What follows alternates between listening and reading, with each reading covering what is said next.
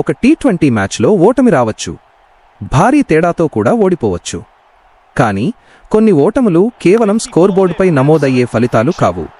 అవి ఒక జట్టు ఎక్కడ విఫలమైందో చెప్పే అధ్యయనాలుగా మారిపోతాయి. ట్రెంట్ బ్రిడ్జ్లో జరిగిన ఇంగ్లాండ్ వర్సెస్ భారత్ 3వ టీ20 మ్యాచ్ అలాంటి ఓటముల్లో ఒకటి.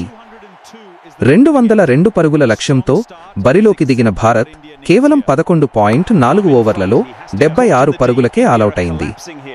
125 పరుగుల భారీ తేడాతో ముగిసిన ఈ పరాజయం పురుషుల టీ20 అంతర్జాతీయ క్రికెట్లో పరుగుల పరంగా భారత్కు నమోదైన అత్యంత భారీ ఓటమిగా నిలిచింది.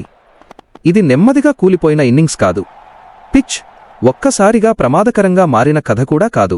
12 ఓవర్లు పూర్తయ్యేలోపే మ్యాచ్ పూర్తిగా ఇంగ్లాండ్ ఆధీనంలోకి వెళ్లిపోయిన వేగవంతమైన కుప్పకూలిపోవడం. ఆ పతనం ఎక్కడ ప్రారంభమైంది? జవాబు పవర్ ప్లేలో ఉంది.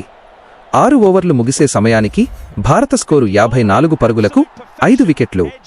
ఈ దశలో మ్యాచ్ దిశను మార్చిన ప్రధాన శక్తులు జోఫ్రా ఆర్చర్ మరియు జోష్ టంగ్. వారి ప్రణాళిక స్వింగ్పై ఆధారపడలేదు. అదనపు వేగం, బ్యాటర్ను ఆశ్చర్యానికి గురిచేసే బౌన్స్ ఆఫ్ స్టంప్ చుట్టూ నిరంతరం ఒత్తిడి తీసుకొచ్చే లైన్, ఇవే వారి అసలు ఆయుధాలు.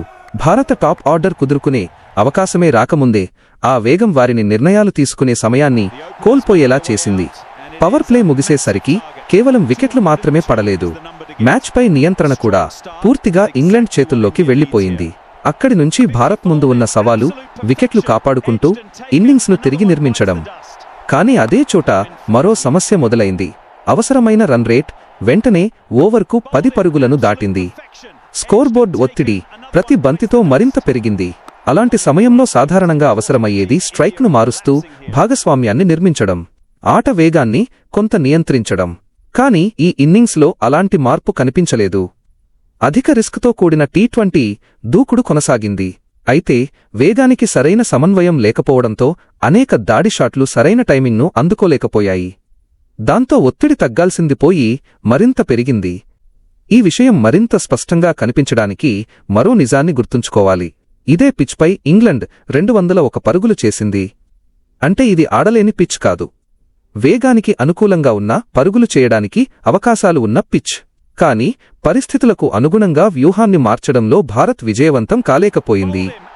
మైదానంలో నాయకత్వం విషయంలో కూడా 2 జట్ల మధ్య స్పష్టమైన తేడా కనిపించింది. హ్యారీ బ్రూక్ దాడి చేసే ఫీల్డ్ సెట్టింగ్లను కొనసాగించాడు, పేస్ బౌలర్లను సమర్థంగా మార్చుతూ ఒత్తిడిని ఒక్క క్షణం కూడా తగ్గనివ్వలేదు. భారత్కు సులభంగా ఊపిరి పీల్చుకునే ఓవర్లు ఇవ్వకుండా ప్రతి వికెట్ను లక్ష్యంగా చేసుకున్న దూకుడు కొనసాగింది. దాంతో పవర్ ప్లేలో ప్రారంభమైన స్కోర్బోర్డు ఒత్తిడి చివరి వరకు అలాగే కొనసాగింది. మరోవైపు మ్యాచ్ అనంతరం భారత కెప్టెన్ శ్రేయస్ అయ్యర్ జట్టు బ్యాటింగ్ను తీవ్రంగా విమర్శిస్తూ పరిస్థితులకు తాము సరైన విధంగా అలవాటు పడలేకపోయామని అంగీకరించాడు.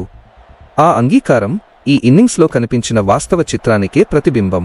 ఈ మ్యాచ్ మనకు స్పష్టంగా చెప్పిన విషయం ఒక్కటే: భారత్ బ్యాటింగ్ కుప్పకూలడానికి ఒకే కారణం లేదు.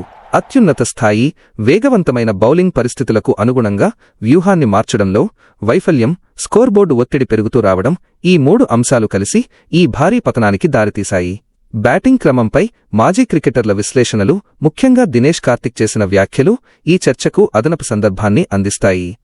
అయితే ఈ కథ ఇంకా పూర్తిగా ముగియలేదు.